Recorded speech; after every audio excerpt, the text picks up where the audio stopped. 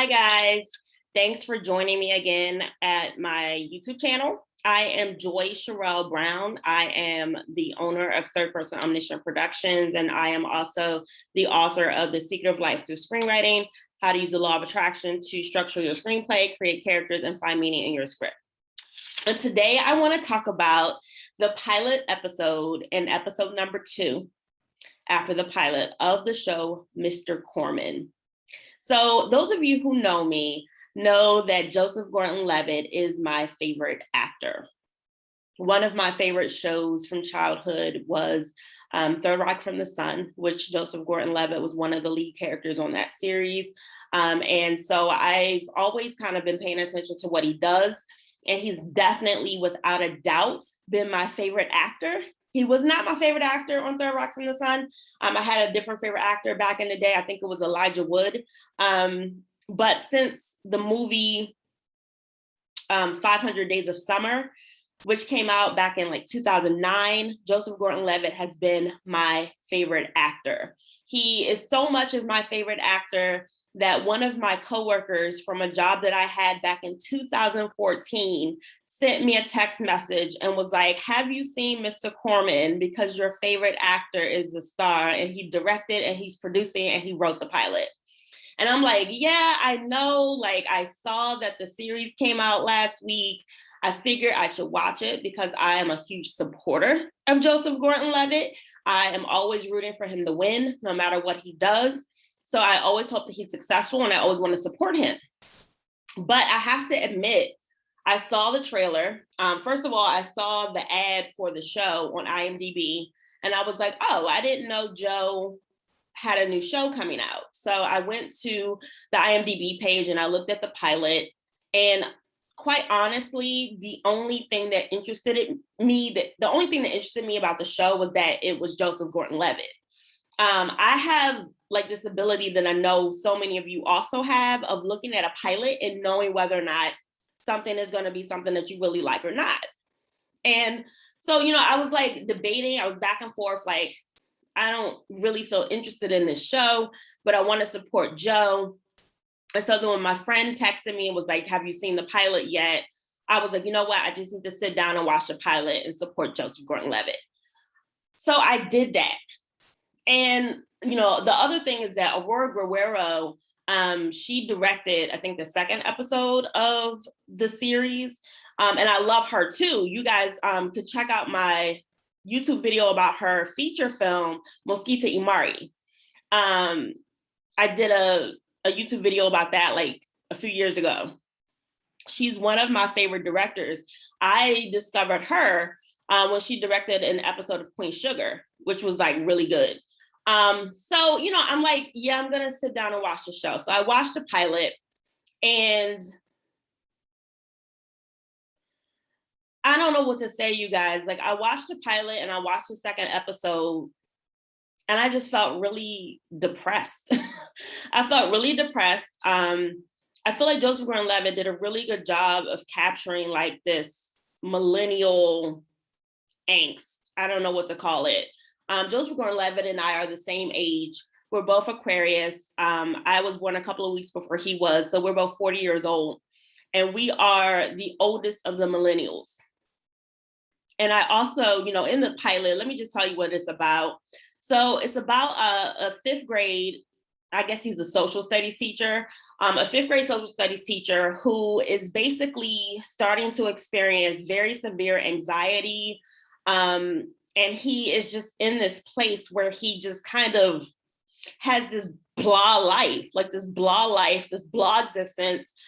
He has given up his passion, which is music, and he's become a fifth grade teacher because, I don't know how old the character is, but I know Joseph Gordon-Levitt is 40.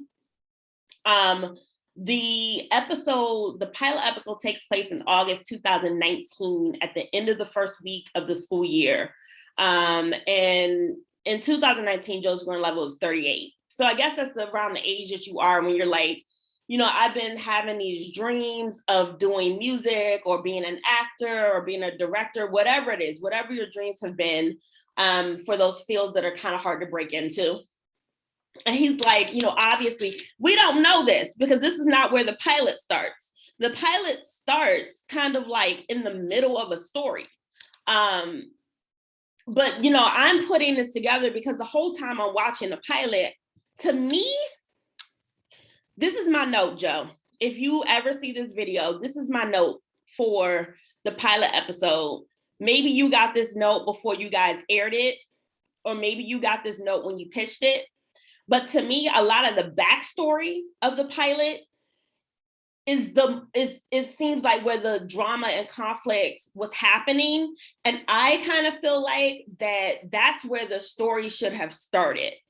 In the pilot, a year prior, it's like his wife or his girlfriend, you don't really know at this point. From the first and second episode, you're not really sure if she's a girlfriend or if she's a wife. He had a pretty serious relationship with a woman named Megan that ended.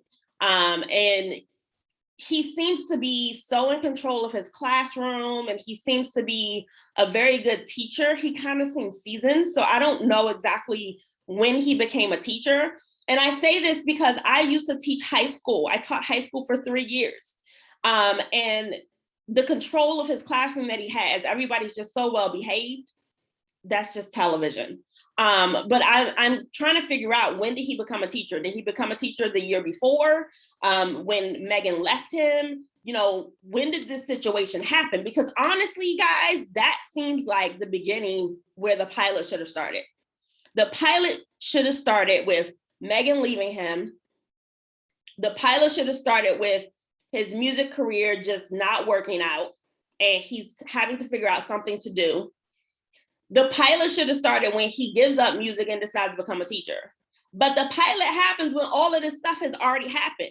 Most of the drama, most of the conflict is in the backstory. Joe, come on. I like I said, I love Joseph Gordon-Levitt. I want him to win. I want him to be successful. I will probably watch this series just because I want him to win and I want him to be successful.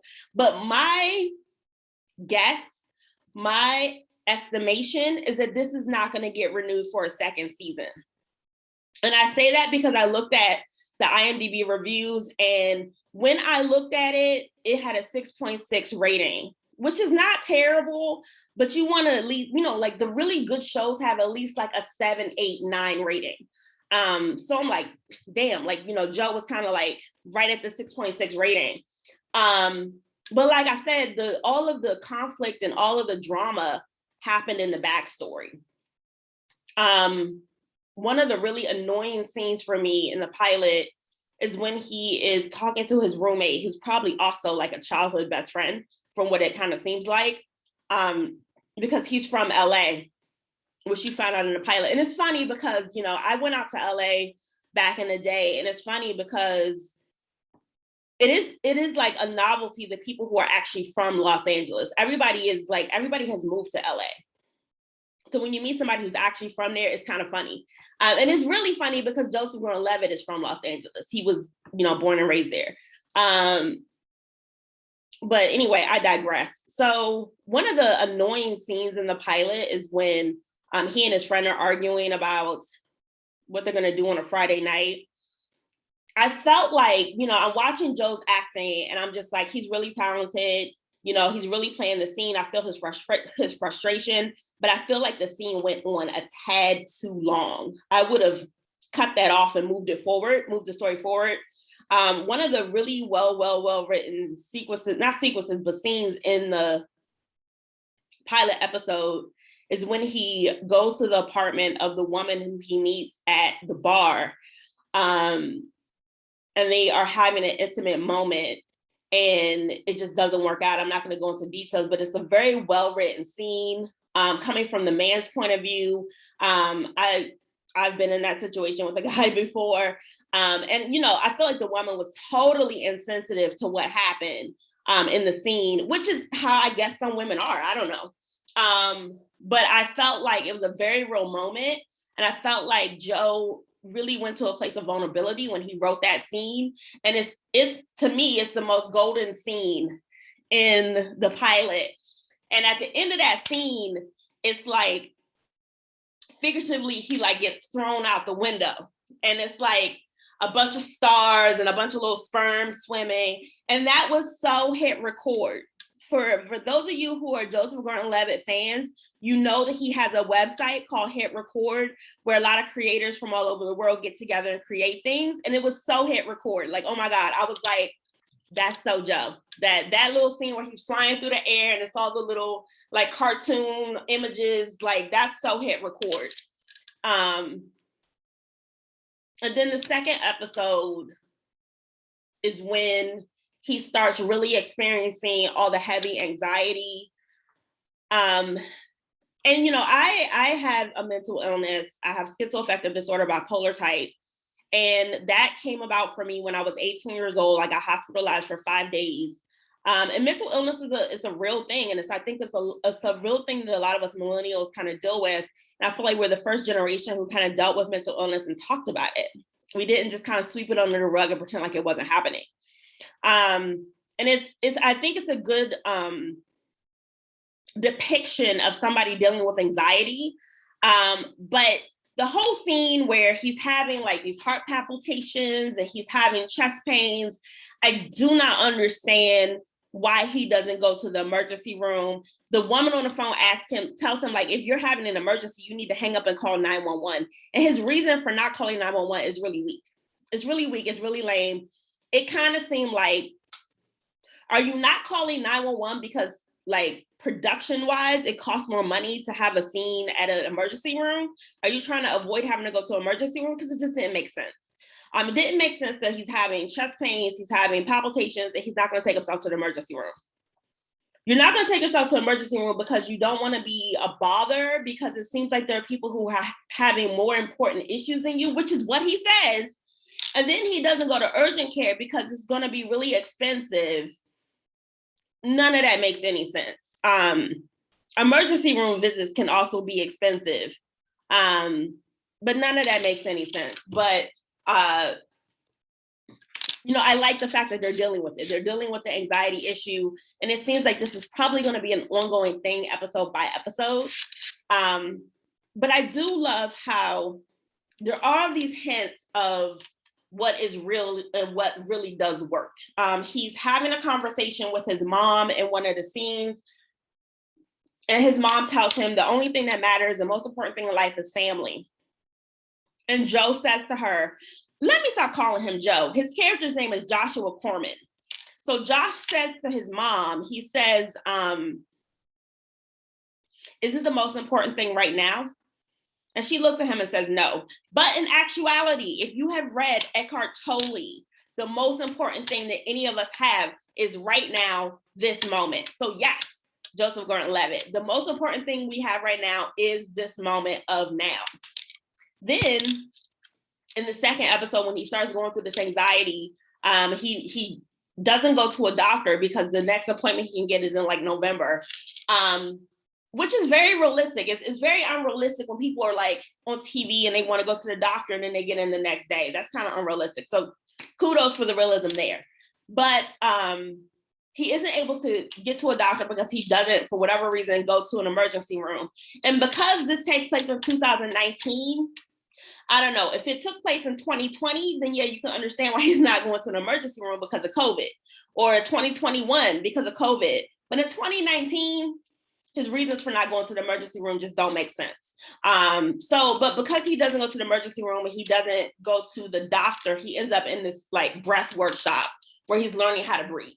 And that's a very beautiful scene when you get towards the end of that scene, because he connects with another human being in that scene who earlier in the scene said that she just feels alone. And I think that all of us human beings have moments where we just feel alone. I feel like a lot of times we're just kind of saying to ourselves, or we're saying out loud, or we're figuratively saying, save me, please save me.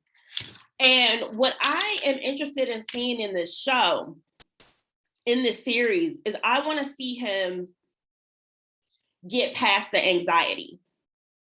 Like, if I have a reason to watch this show every week, which is beyond the fact that Joseph Gordon-Levitt created the show, is one of the, you know, directors of the show in some episodes, and that he's the star of the show. If I can get past the fact that it's Joseph Gordon-Levitt, what would keep me watching this every week is to watch him get past the anxiety. That is what I want to see. I want to see, how does he deal with anxiety? How does he get past it? How does he become a happy person? Because he asked his students in one of the early scenes in the pilot, how many people think that they're lucky? One person in his class raises their hand. Everybody else thinks they're unlucky. They ask him, hey, Mr. Corman, what about you? Do you think you're lucky? He says, yeah, I think I'm lucky. But then when you see him living his life, no, he doesn't think he's lucky at all. He thinks that life hasn't worked out for him. And so many of us feel that way. So many of us are hustling and striving and trying to get our shit done. And we just feel like everything is working against us. So I get that. I relate to that. And that's, but the pilot in the second episode made me feel like shit when I finished watching it. I felt super depressed. But I think, you know, Joe plugged into that. And I'm like, how do you plug into that, Joseph Gordon-Levitt, when you seem to be living your dreams? How do you get it so right? How people feel when they are going after their dreams, they're pursuing their dreams, and it's just not happening. And you feel like shit. How did you get that right when you seem to be living your dreams? You seem to have everything that anybody could want. So kudos to Joseph Gordon-Levitt for getting that right. But in all honesty, I did not feel good when I finished watching the first and second episode. I felt kind of depressed. I had to go do something that I like to do. I went to the bookstore, I read some, had a cup of coffee, a mocha, and I'll turn in again on Friday to see what's going on for episode number 3. So that's all I have to say about the new show, Mr. Corman, created by Joseph Gordon-Levitt. I'm so proud of him. I'm always rooting for him and happy for anything that he does. You know, I hope that the series is successful, but my prediction is that it's not going to get renewed for season 2. It just depends if people watch it. So thank you for joining me for my YouTube channel. Make sure that you like this video if you like it. Share it out with your friends if you liked it and enjoyed it and found something valuable in it. And subscribe to my channel so you don't miss the next episode. Thank you so much. And I look forward to talking to you guys soon. Have a great week. Do something creative. Pursue your dreams and be happy.